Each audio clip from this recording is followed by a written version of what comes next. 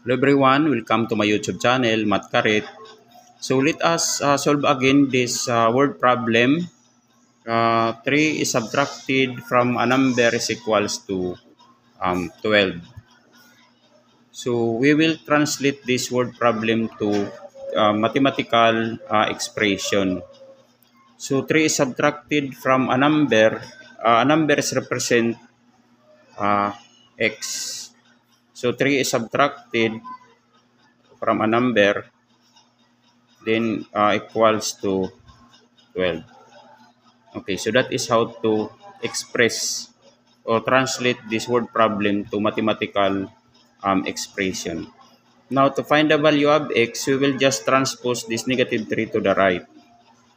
So, write x equals to 12. Then, this negative 3 will now become positive 3. So, let us add 12 plus 3, that is 15. So, this is the value of x.